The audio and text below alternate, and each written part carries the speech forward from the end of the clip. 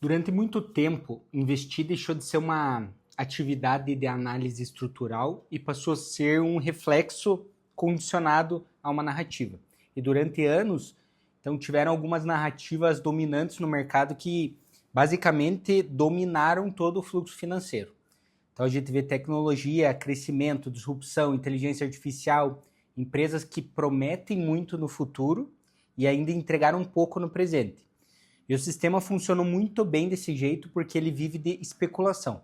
Geralmente o dinheiro é direcionado para onde tem as maiores narrativas e sempre foi assim. Só que geralmente os investidores se emocionam na especulação e acabam exagerando na dose. Eles pagam por algumas coisas muito mais do que valem e muitas vezes não dão valor naquilo que é perpétuo e duradouro, que tem valor no tempo. A gente pode ver empresas sendo avaliadas pelo mercado financeiro em centenas de bilhões de dólares e dando o mínimo de lucro. Empresas valendo 100, 200 vezes o seu lucro anual. E o que isso quer dizer? Se ela continuar lucrando exatamente o que ela lucra, levaria 200 anos para o investimento ser pagar. Então mostra que o mercado está esperando que essa empresa cresça tanto nos próximos anos e lucre tanto que esse valor pago hoje vale a pena por um lucro futuro. Só que agora, boa parte da narrativa está migrando. E o que está gerando atenção, pelo menos nos últimos meses, são os metais. E está só começando. Se a gente for fazer uma comparação de bull markets passados do ouro, a gente vê que em ciclos de metais, eles tendem a durar cerca de 10 anos. E a gente está apenas começando esse. Vários especialistas, eles analisam que o início desse bull market do ouro, que a gente está vivendo, começou no final de 2022. Então, pensando em tudo isso, eu não sei como que vocês realizam os seus investimentos, mas geralmente no final do ano, eu faço uma reavaliação de como foi meu ano. E a partir disso eu começo a repensar se eu poderia ter feito alguma coisa diferente. Então eu tenho posições de muitos anos já no Nasdaq e no S&P 500. E há muito tempo elas vêm me incomodando. Só que eu não zerei elas porque eu não tinha um direcionamento para esse dinheiro. Eu não queria aumentar minha exposição em Bitcoin nesses preços que estão agora, entre 80 e 100 mil. Achava minha exposição em metais também alta. Então eu preferi esperar para tomar uma decisão com mais calma. Aí eu comecei a estudar muito sobre outros metais que eu não tinha na minha carteira. Principalmente o níquel e o cobre. Então, quanto mais eu me aprofundava, mais eu comecei a perceber o quão pouco alocado eu estava. Eu vou colocar aqui do lado, mas minha carteira estava dividida em 28% cripto, 18% metais, 11% ETFs de mineradoras, então incluía metais também, 13% commodities, 14% era direcionado para índices americanos, eu tinha 15% em caixa e 1% em proteção. E a mudança que eu realizei foi a seguinte, eu vou explicar para vocês meu racional por trás de tudo isso. Eu diminuí 8% da minha exposição em cripto, zerei os 14% em índices, e esses 22% que eu zerei, 3% eu migrei para commodities, 9% eu migrei para ETFs de mineradoras e 10% para metais. Mas não se preocupem que eu vou colocar bem específico cada uma dessas composições para vocês avaliarem. Então a composição atual, ela ficou 20% cripto, 28 metais, 20 ETFs de mineradoras, 16 commodities e caixa. Basicamente eu tenho quase 50% de metais. Agora, dando essa introdução, eu passo a falar sobre a minha tese e por que eu fiz essa migração. Bom, o primeiro ponto que eu acho importante levar em consideração é que, como todos sabem, eu tenho uma tese principal que a gente vai ter um crash no mercado americano. E eu acredito que vai ser ano que vem. Pensando isso, eu preciso direcionar minhas posições para ativos que tendem a cair menos quando esse crash acontecer.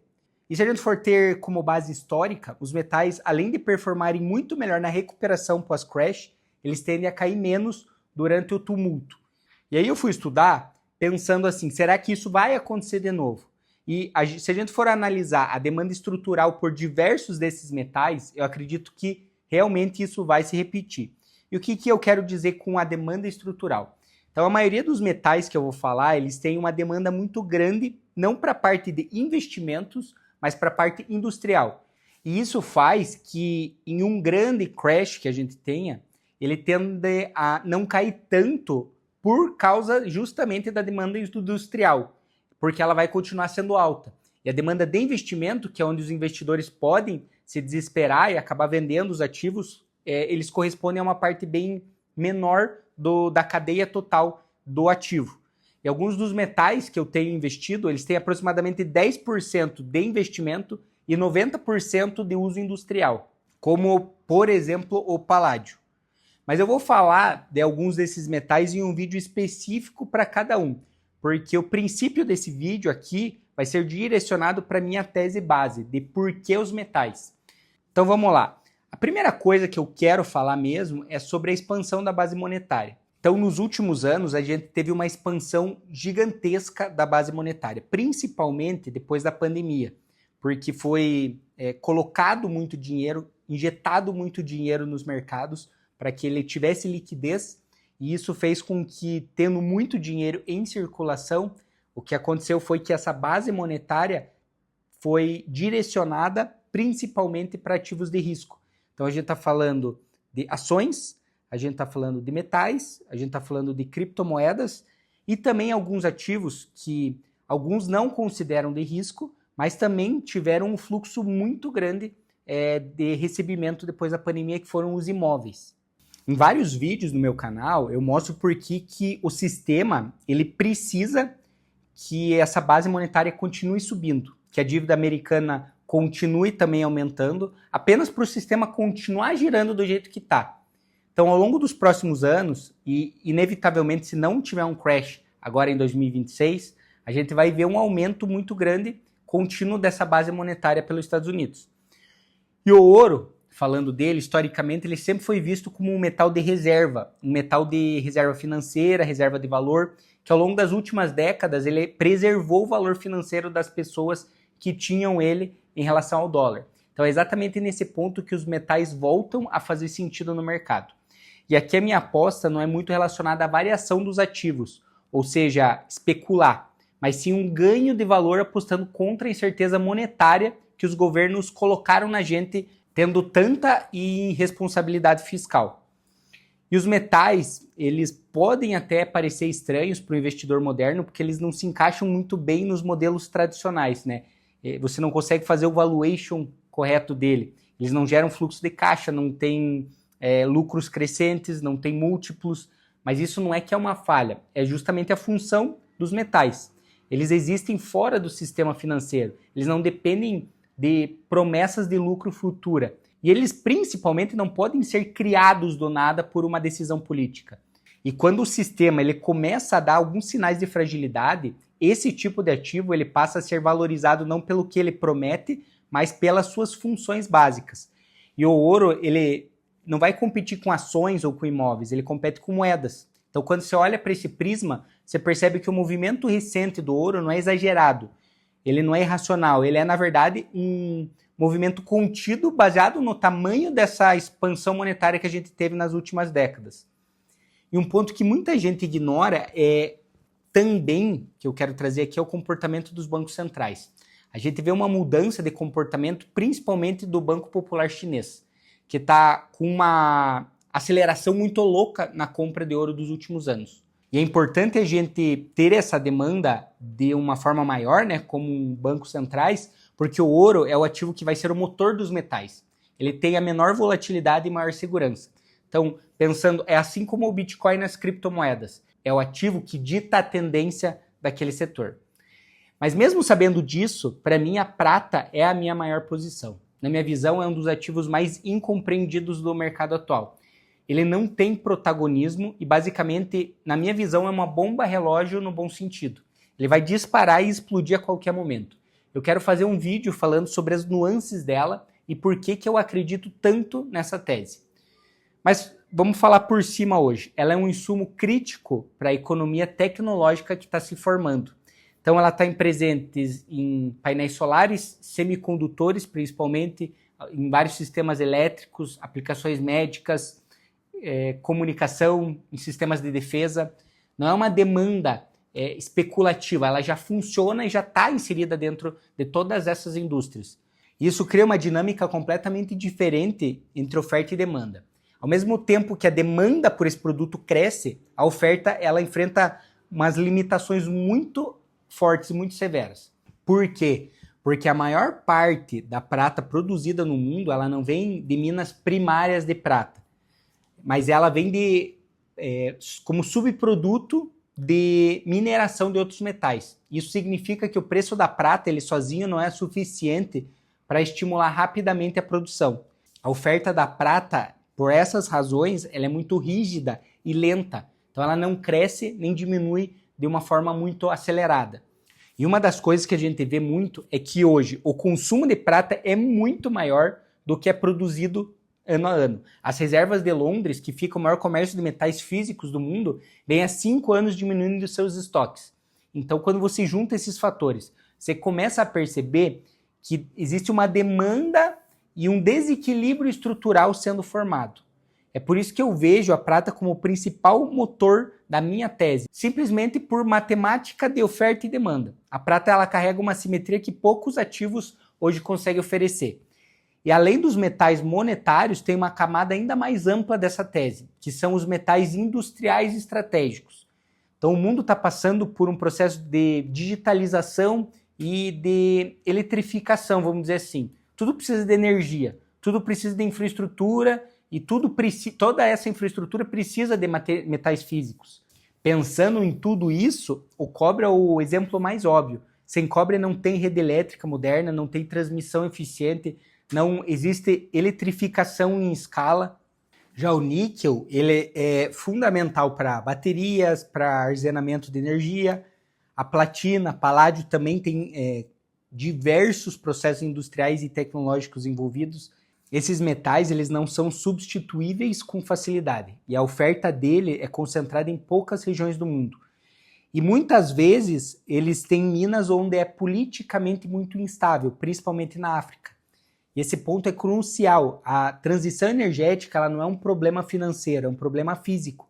Não adianta imprimir dinheiro se não tiver metal suficiente para sustentar essa infraestrutura que é necessária. E o mercado, por muito tempo, ele subestimou essa realidade. E agora, aos poucos, ele começa a precificar esse gargalo. E é nesse contexto que os metais industriais deixam de ser commodities e passam a ser ativos estratégicos, principalmente para os governos. E quando você entende isso, o próximo passo lógico é olhar para as mineradoras. As mineradoras são essencialmente uma forma de alavancagem sobre o preço do metal. Então elas têm custos relativamente fixos e receitas altamente sensíveis ao preço da commodity. Em ciclos de alta, eles têm um efeito multiplicador muito grande. E durante muitos anos, o setor de mineração ele foi até evitado por investidores por questões ambientais ou até outras razões. Mas agora eles voltaram a ver essas mineradoras. E dentro desse universo de mineração, tem as chamadas miners e as junior miners, que são empresas menores, mais arriscadas, mas muitas vezes eles descobrem ou conseguem fazer produções muito relevantes que podem transformar o valor da empresa. Em um bull market de metal, elas podem dar retornos fantásticos.